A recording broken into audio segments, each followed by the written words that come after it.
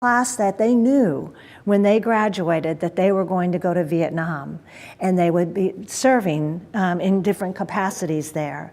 And the war, very controversial, and I know I'm not speaking about the war today, except that my brother served in it, the dynamics surrounding the war, but very controversial. And the men, they were only men at the academy at that time, the men graduating, whether they agreed with the war or not, they were going to go.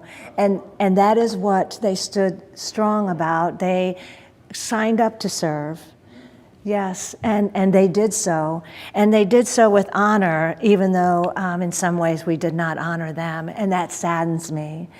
But when he graduated, it was the first vacation that I remember. The 5 of us got in the car and went and saw him graduate from the Air Force Academy. It was quite a drive from St. Louis to Colorado Springs, but we were proud. Aunts and uncles, all of us went to see him graduate because no other Blassie had left the area for such an honor. And then it was off to pilot training. And all of us got in the car. Again, this is in 1971. This is our second vacation. Got in the car with aunts and uncles and drove to Columbus Air Force Base in Mississippi. And we were honored to see him receive his pilot wings. And that's my youngest brother, George, quite different today. But it was a proud day for the Blassie family. Because Michael had fallen in love with flying at the Air Force Academy. And even though he had always worked hard, he said it was one of the hardest things to handle that little aircraft, but he loved flying, so it was a grand day. After pilot training, it was off to survival training, and then he flew with the 8th Special Operations Squadron at Ben Hoa Air Base in Vietnam, and he flew the A-37 Dragonfly. When we said goodbye to Michael in January of 1972, it was back when you could go to the gate at airports. And when he turned around and smiled and waved, maybe my mother and father knew the implications of war, although we never sat around the kitchen table and talked about, things like that. My family was a little different in that way, but I did not. He's 24 at this point, and I'm 10 years younger than him. So I didn't know that this would be the last time I saw him. I didn't know there was such danger in war and what can happen. So when I look back on that, it's a very difficult when I think about that last wave and that last smile. So Michael, on his 132nd mission, on May 11th of 1972, 50 years ago, he went in. He was with two aircraft. The A-37s flew in 2. There was Hawk 01. He was the lead aircraft. He went in, did what he needed to do, and came back out. And then Michael went in, and they fly so low. It's an attack aircraft to ensure that bombs on target and that they're not hitting the friendlies because it was so intermingled in the Vietnam War. But Hawk 02, which was Michael, went in and he was shot down by his plane was hit by ground enemy fire. That's how low that they could fly. And so when he got hit, his plane began streaming fuel. There was no communication from Hawk 02 to Hawk 01. The plane inverted. They didn't see him eject, and it went in. And it was during one of the most intense battles of the Vietnam War, Operation Linebacker 1, and it's the Battle of An Loc.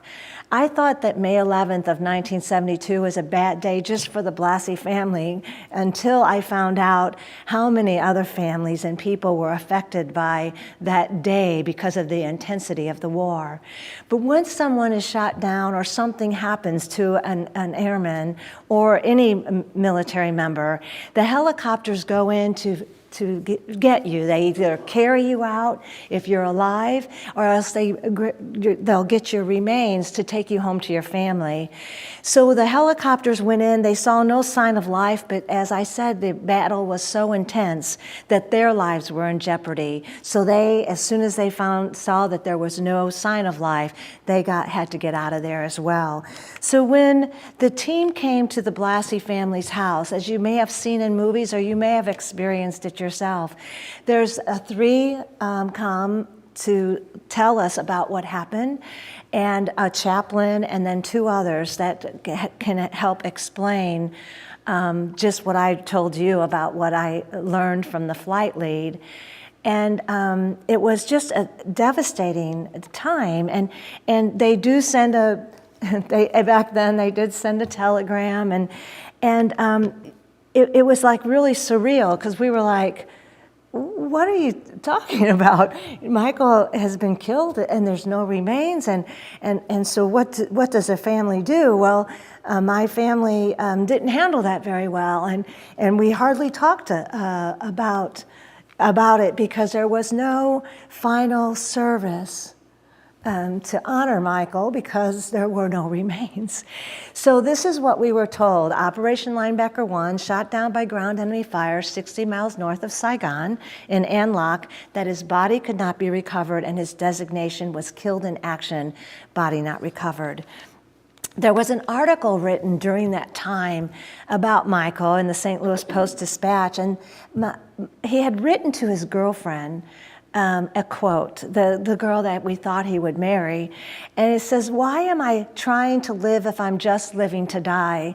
I'll keep on living to fight as long as there's a fighting reason to live or for others to live." So it encouraged us about his commitment to what he was doing, even though the war was controversial.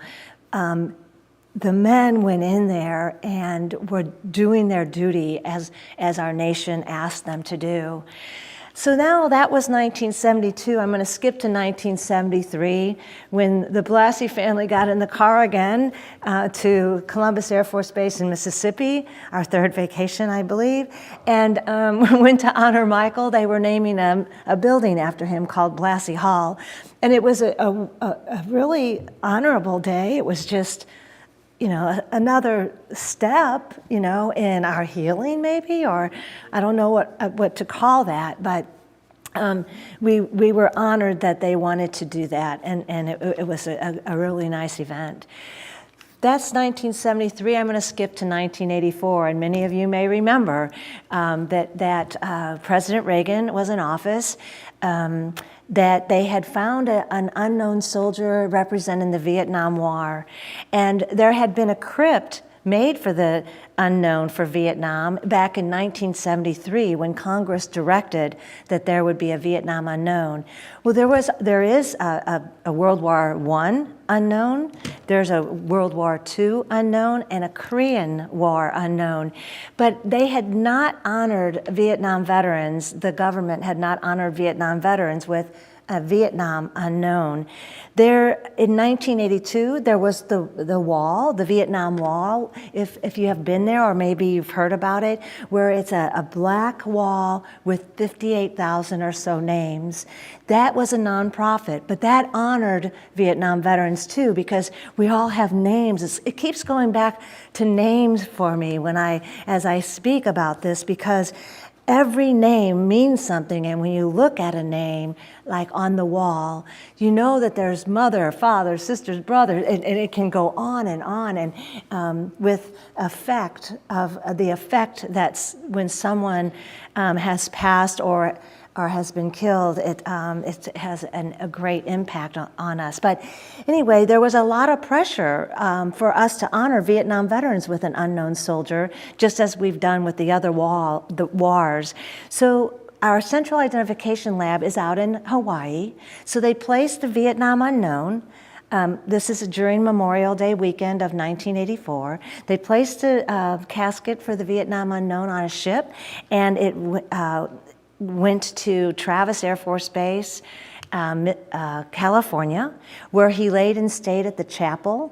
After laying in state at the chapel, they placed the unknown soldier on a C-141, flew him to our nation's capital, where the unknown soldier laid in state at the Capitol. He's one of 33 that have laid in state, but all the unknown soldiers from every war laid in state at the Capitol.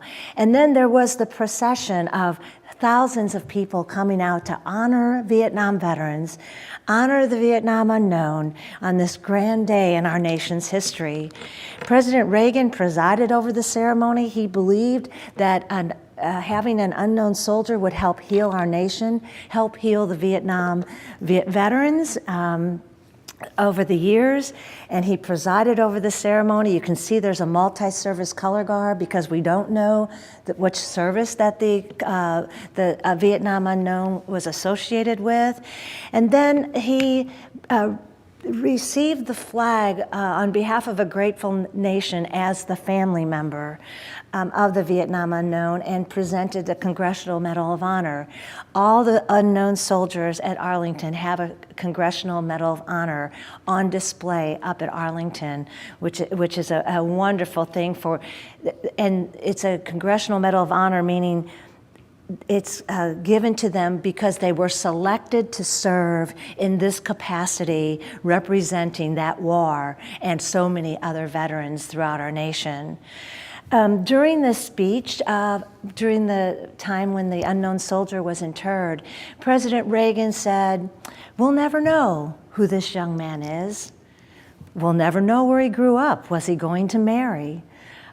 So many questions, but it's an incredible speech if you've ever read it. But I don't know why he was asking those questions during that speech, and I know he didn't expect that maybe someday we would know the rest of the story about the Vietnam unknown soldier. That was 1984. In 1996, a book by Susan Sheehan was published. It's called A Missing Plane, and in this book, she visited the Central Identification Lab, and that's where they're going into Vietnam to find remains and how they do that and how they identify remains. So she talks about that, but in this book is just a couple of paragraphs, very specific paragraphs, about the Vietnam unknown. And it says the date the unknown was killed, May 11th of 1972. It says where the unknown was killed, 60 miles north of Saigon, which is An Loc. What artifacts were found, flight suit pieces, parachute pieces, a life raft, the approximate age and height of the unknown, that the designation of the unknown was X-26, and actually the number of bones that were found with the unknown. This was published after the Vietnam unknown, Michael, was interred in the Tomb of the Unknowns. And it's interesting as some of the other things that she wrote, she had talked to a sergeant out at the Central Identification Lab, and he said putting X-26 in the Tomb of the Unknowns was politically expedient. At best, it was premature. I'll bet Doc considered him unidentified, but not unidentifiable. Perhaps it was appropriate to the Vietnam War. So much else about it was political. Everything connected with X-26 has been ordered shredded, but you can't shred what's in men's minds. If we ever get into South Vietnam, the way we got into Laos, and find additional remains that match those in Arlington, there could be a problem, she wrote. So that was in 1986, and this is unbeknownst to the Blassie family as well. In 1994, we got a call from a Green Beret who served in Vietnam. He was a very radical kind of person. He believed that our government left POWs and MIAs in Vietnam knowingly, and he would go to Washington, D.C. and protest to the point where he would be placed in jail. He did some really radical kinds of things. And so when he called my mother in 1994, after reading this book and after doing some research, he said, "Mrs. Blassie, I believe that I know where your son is." And she's like, what are you talking about? Because the government was still writing letters to her saying, we're going back into Vietnam to find Michael. So they were trying to give updates. And she was like, what do you mean you know where Michael is? And so she explained about Ted explained about the book, and he said, I'm going to publish this article in the Vietnam, in his Veterans Dispatch. He was from North Carolina. And so I started doing some research, and I called the Air Force Personnel Center out in Texas, and I said, this is what's being said about my brother Michael, that he is in the Tomb of the Unknowns representing Vietnam. And the Air Force Casualty Office, one of the officials there, said, by no means is there anything to substantiate that your brother is in the Tomb of the Unknowns. And I said, well, thank you very much, because that is one of the craziest things that I could ever imagine, that there is a known soldier in the Tomb of the Unknowns. And so, because even if you've seen it, or it says on the tomb, known but to God. And so it's sort of interesting, and that's why they said everything was supposed to be shredded that had anything to do with the Vietnam unknown, but that obviously did not happen. So I saluted smartly after the officials said that there's nothing to substantiate that, until Vince Gonzalez, an investigative reporter, called my mother and said, Mrs. Blassie, I believe that Ted Sampley, I looked at the book, I believe Ted Sampley is onto something. I believe it is true. I've done some research myself. And I said to Vince, I said, my mother cannot keep getting calls like this. This is very difficult. Over the years, it's been difficult. And so I asked my mom, and I said, will you please sign an affidavit that will release any document with Michael's name on it under the Freedom of Information Act, so that Vince can do some more research, some more official research. And she said, by all means, I will do that. And so this is what I'm going to show you, just a few of the documents, but what we weren't told about Michael is that a Vietnamese reconnaissance team, along with U.S. Army officers, went into Michael's crash site to find Michael. And they found him, they found his remains, they found artifacts, and they found his ID card. And that he was carried out and put on a helicopter and flown to the mortuary in Saigon, which was located in Saigon at the time. And these are some of the documents that proved that this was so. But we were amazed how many documents there were with Michael's name on them, that decisions were being made about Michael, unbeknownst to my mother and my father. So this first one, and I know they might be difficult to see, but on October 31st, 5.5 months after he was shot down, this radio control log ID'd that he was found at that site, at his own crash site. Then there's the document that showed that he was received at the U.S. mortuary. It's signed by Captain Hess at the end, and some of the artifacts that were found with him, and then one ID card. Michael Blassie, first lieutenant, 6 foot, 200 pounds, showed him with a mustache and a picture of his dark hair. So it showed that he had been found and he had been received at the mortuary. From there, there's a skeletal chart, not to offend, but the 6 bones that Susan Sheehan wrote about, those are darkened, those that were found, but also that the artifacts that were found, remnants of the flight suit, a one-man inflatable raft, an ammo pouch. So there's another document identifying that. So going back, Michael was found in October of '72. This document is dated December of 1978. So Michael and his artifacts now have been sitting on a shelf for 6 years. And the doctor that was in charge of the lab, he was an expert in identifying remains, but back then they didn't have DNA. They had some kind of anthropological formula that I couldn't explain it to you if you paid me, but they look at remains to see how tall you are and how old you are. They use this formula. So when this doctor did his analysis on the remains that were found at Michael's crash site, he said the age was estimated to be between 26 years and 33 years old. And Michael was 24 years old, so he missed that range by 2 years. The next is the living stature, maybe within 65.2 inches and 71.5 inches tall. Well, Michael was 72 inches tall, so he missed that range by a half an inch. Then there was a small quantity of hair that they said, I'm not sure where it came from. Michael was found in 72. We're talking about a document in 78. Where the hair came from, I don't know. But they matched that, they did a test with that hair associated with Michael's blood, and it wasn't a match. So with those three things, him missing the age by 2 years, the height by a half an inch, and the blood type, the doctor recommended that Michael's name be taken away from those remains and that they be listed as unknown. So that's in 78. So in 1980, this is the document that they all signed, the people on the board, the Armed Services Graves Registration Office Board. They all agreed to take Michael's name away from his remains. That was in 1980.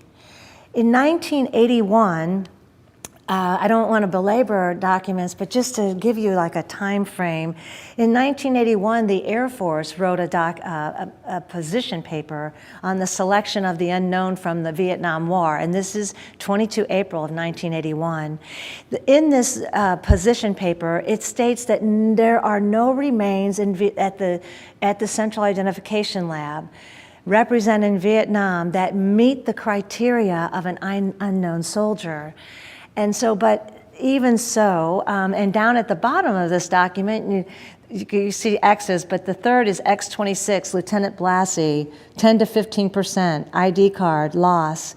So they're still talking about X26 and Michael Blassie in the same breath. And so from there, this is a document from 1982 that they were actually recommending to place the unknown soldier X26 in the tomb in 1982. They wanted to do it Veterans Day of 1982, but there wasn't the support from the National League of Families and other groups. So they had to delay that. So this is just a document from the Secretary of the Army stating what their desire was. Then I'm going to skip to 1983, where they're researching the artifacts that were found with Michael's remains. And this is just a memo for record at the Air Force Personnel Center at the casualty office. And at the bottom, it talks about Michael Blassie, BNR. And so everything is, starting to go. We're all looking at these documents going, what in the world is going on? And why were these decisions made and nothing done right from the very beginning? And as you and I know, the day that he was found and they didn't tell my mom and dad, then everything started compounding. And that's the way it works in our lives too. If we don't deal with something and nip it in the bud, it just can get wider and wider and more difficult to take care of. So then the smoking gun document is what I call this one. It's dated 4 April of 1984. This is right before Memorial Day of 1984. And actually, and the Lord does have a sense of humor. This is Michael's birthday, April 4th. And so it's a memo for record, documents to be removed from X26 file and placed in the Blassie file. And so those are the documents that I've already shown you. The ASCRO board finding that took his name away from him. The statement by Captain Hess where we know that he was received at the mortuary. And then the Daily Journal showing that he had been found by that Vietnamese reconnaissance team on 31 October of 1972. So with that document and the others, and there are many more, but I made binders and put documents together for each of my family members and flew to St. Louis. My mother called a meeting, So we were like, well, what are we going to do with this truth? And we talked we sat around the table. And really, it was the first time we started laughing and crying about Michael. We had never done that before, looking at letters and what he said and to us and things like that. But my sister Judy, the Blassies tend to be a little critical anyway, but she goes, I don't think anybody's going to care. No one's cared to this point, and we talked about, well, whether they care or not, or shown that they cared or not, it's still a matter of truth that, we're going to have to consider. And then Mary was like, if I was lost, I just know Michael would come find me. Mary was the one, she's the middle, was the one that always thought, Michael's going to walk through that door someday and surprise us. Well, that didn't happen. But then George, he was like, well, the Tomb of the Unknowns is sacred ground. What an honor to be buried there. Just imagine. And we talked about that, but he's not unknown. And then George said, well, he isn't unknown. He's a hero. He deserves to be known. He has a name. So what are we going to do? What are we going to do about that? And going back to the importance of our names and knowing that there are no really unknowns in the army of the Lord. There are none. So anyway, my mother is very patient with her children because really what the siblings think or thought didn't really matter. My father had already passed in 1991, and it was her choice. She looked at her children and she said, I want to bring my son home. I want him to have his own tombstone with his own name on it. And so we looked at her, and as a family, her children, we honored her and said we will stick together no matter what happens. We will confront the government then. We will go on national TV. We did that on January 19th of 1998, saying we want to know the truth. The trail leads to the tomb, and we want to bring Michael home.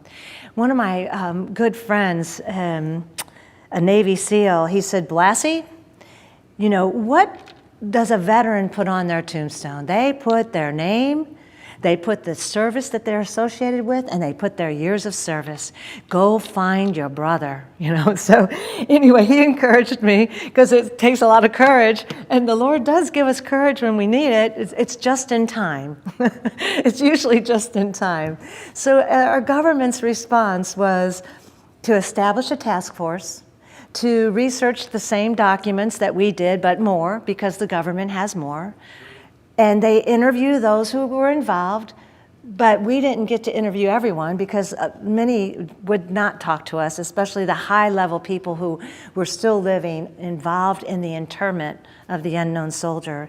But the task force on May 7th of 1998 recommended to the Secretary of Defense at the time, Secretary Cohen, to disinter the remains and do DNA testing as the Blassie family requested.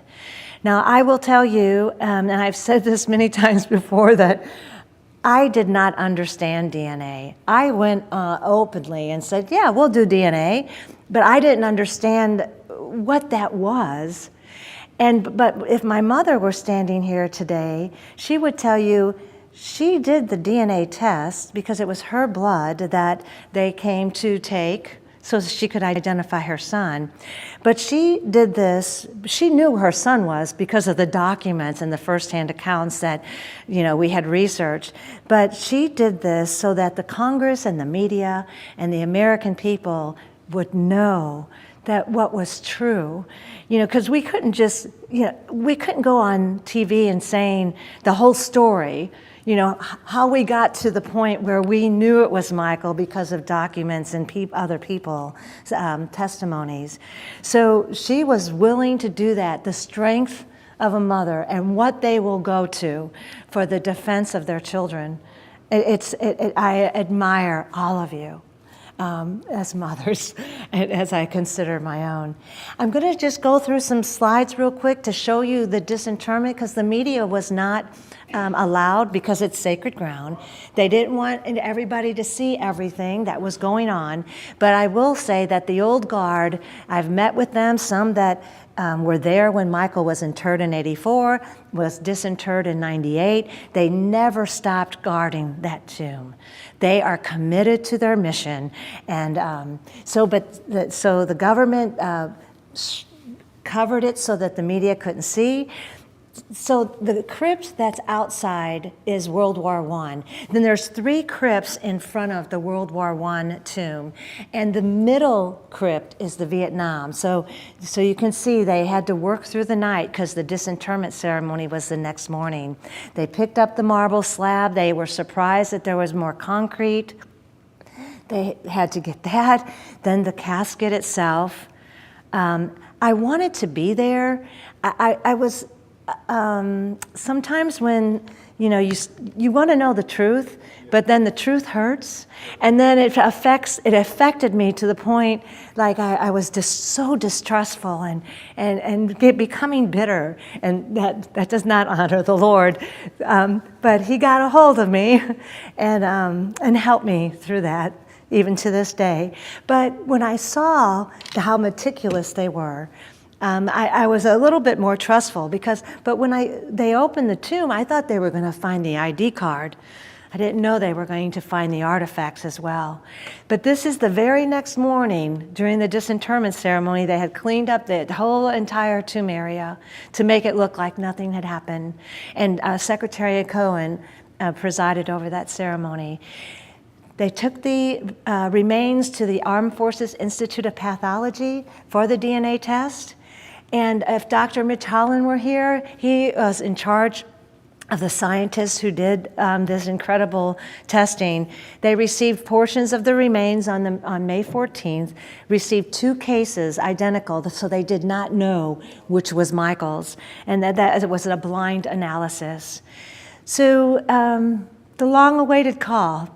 The scientists, it was one of their closest matches to date, at 99.9%. And on June 30th, just a few months after we went public in January, my mother sat in her apartment when Secretary of Defense Cohen called her to say, Mrs. Blassie, after 26 years, you can now bring your son home. It is your son. And so there was a lot of arrangements to be made after that. But everyone knew that my mother was getting this call, and so the media had all gathered outside her apartment waiting for a statement. The way things happen, in the movies, sometimes it really looks that way. It looked that way to us because, all these microphones. And so, but I will tell you, this is one of the happiest pictures that I have of my family. We were like, we found him, we won. The Lord allowed us to do this, and yet we were like, oh my gosh, we're so sad. He's really gone. Even though he had been gone for 26 years. So we were dealing with things that we should have dealt with 26 years ago, but at least we were able to do so at that point. The scientists came to my mother's home to tell her about the science, and so that she could sign for her son. And then they also told her that when they opened the tomb, the artifacts were in the tomb, that they were not destroyed, and what would she like to do with them? And we were like, well, we want those artifacts, and I have some of them here today on display in the back of the room. So on July 10th of 1998, George got off a C-130 from Hurlburt, which was assigned to the 8th Special Operations Squadron. It had changed from different aircraft over the years. George got off, went up to Dover, flew back with the 8th Special Operations Squadron, escorting his brother home. And that's the day George got his pilot rings. He had never, he wasn't military, he had never been on a military aircraft, but it was a proud moment for him to do that for his brother. And then our Secretary of Defense and Mrs. William Cohen came to the celebration of Michael's life on July 11th of 1998. He's buried in Jefferson Barracks, St. Louis National Cemetery. The Chief of Staff of the Air Force came and presented my mother with the flag. His name's General Michael Ryan. It's an interesting fact that in 1972, his father, General John Ryan, was the 7th Chief of Staff. When we have his letter of sorrow to my mother and father, and then 26 years later, his son is standing before my mom to give her the flag. So Michael does have his own tombstone now with his name, and we're very thankful for that. And about 4,000 to 5,000 people came to celebrate, not just Michael, but all Vietnam veterans. So the flight lead came. The man who had gone to Michael's crash site to find him that day in October 31st of 72, thought his job was done back then. He came to make sure it was done this time. The lady that we thought he'd marry came. Vietnam veterans who had never had the opportunity to be honored themselves or to honor those who they served with and their brothers in arms, to welcome. We do say that to Vietnam veterans, welcome home, brother. So, and there was a lady named Janet Pascal who I had heard her sing at a Gaither concert. She sang Another Soldier's Coming Home. And she came and flew the red eye from Alaska to sing it in person that day. And the local news station, they placed pictures of the funeral over the words of the song that she sang. So I am going to go ahead and play that, and then we'll conclude.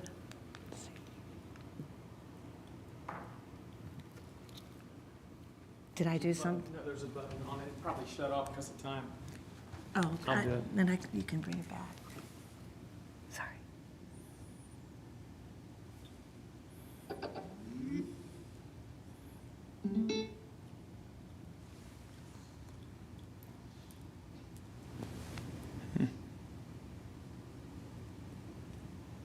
I don't know why it's not working.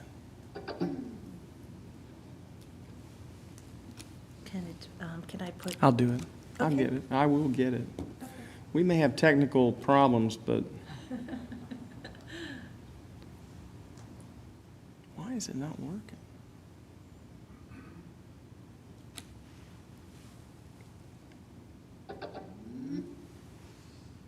Do you want to, like you did the other night? Yeah, I'm trying that too. The sacrifice he made for his country, but also the sacrifices made by other veterans. News 4 photojournalist Randy Cathcart put together the special tribute for Blassie and all veterans who proudly served their country. His back is bent and weary, his voice is tired and low, his sword is worn from battle and his steps have gotten slow, but he used to walk on water, or it seemed that way to me. I know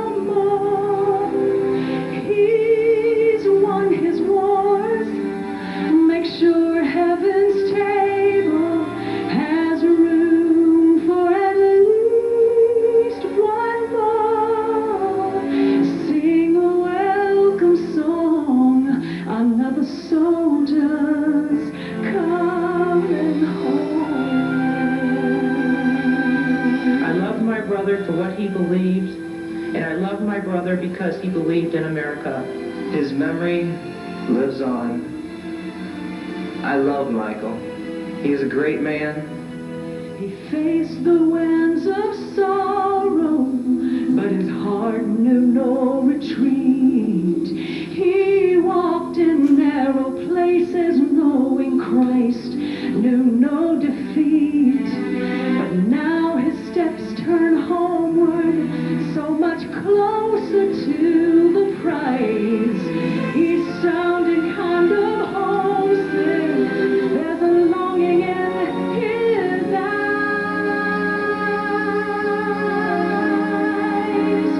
Strike up the band, assemble the choir. Another soldier's coming home. Another warrior hears the call he's waited for so long. He'll start to know he's won his war. Make sure heaven's table has room for at least one more. Sing a welcome song, another soldier's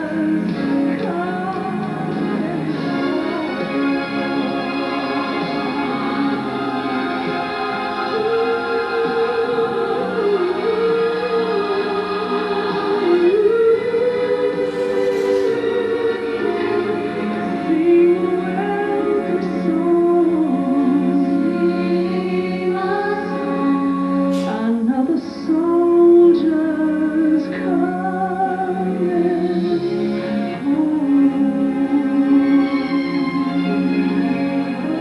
He's the best. You couldn't have had a more better representative as the unknown soldier. And I'm sorry if I'm getting a little quiver lipped. This is hard to talk about. He was that good. He really was.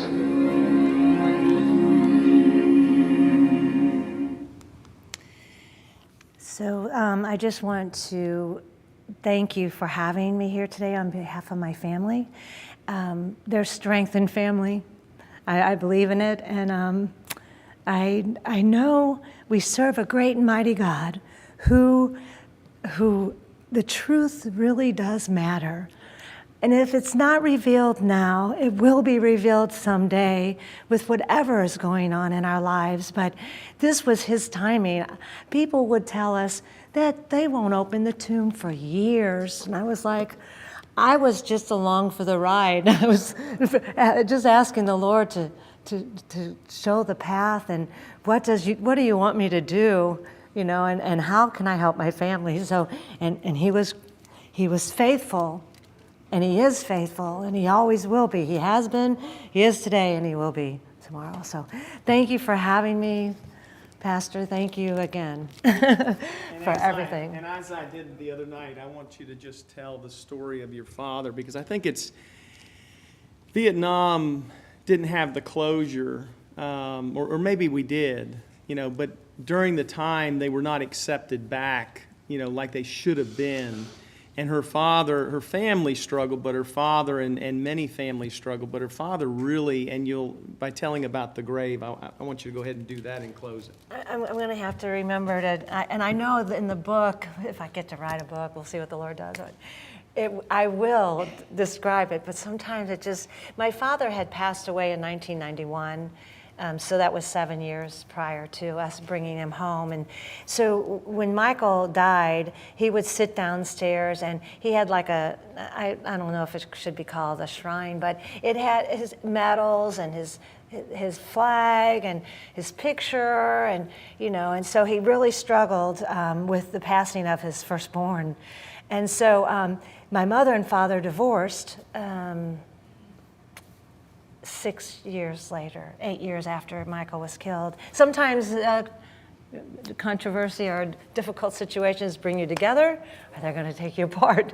Well, my family struggled with that. So, but anyway, one day my mother And my father took care of all of his arrangements before he passed. My sister was the executor, so he already had everything that was on his tombstone, that he wasn't going to have a gathering with family. He dictated all of that by his will. And so after he died, my mother called me, and one of her friends had been out at Jefferson Barracks and was looking at tombstones and passed by my father's. And she told my mother what was on my father's tombstone. And she called me and said, "Do you know what's on your father's tombstone?" I was like, "No, I've never been there. There wasn't a gathering." And I had to remind myself back then that he had passed away, because there was no closure for him either, for me. But she goes, "Well," and I've been to see the tombstone now, but on his tombstone, and it says a lot, as the pastor has indicated, but it says, "George C. Blassie, father of First Lieutenant Michael Blassie." Thank you. Sorry. Thank you so much. No, that's fine. That's fine. Sometimes I can just say it and be okay. Sure. And yeah, let's give her a big hand. Thank you, Patricia, and tremendous story, Memorial Day weekend. What a time. And we need to never forget. And we always need to say welcome home. My dad, Vietnam vet, some of you others also. It's just so important to never again let our military men and women be treated like they were returning from Vietnam. And then so many gave their lives. Maybe one day they'll have another Tomb of the Unknown, there. But I'm glad you all did what you did. It was the right thing to do, or I wouldn't have you here, and I wouldn't have had you the other night at the other speaking engagement. But listen, you could hear a pin drop in here. You could hear a pin drop Thursday night. You could hear a pin drop when I first met her, retired admirals, retired generals, and they just were in awe of the story. So we're going to go ahead and break now, and thank you again. There are artifacts back here if you want to go and look at them. It just tells a little bit more of the story. We'll start again in about 30 seconds. Just kidding.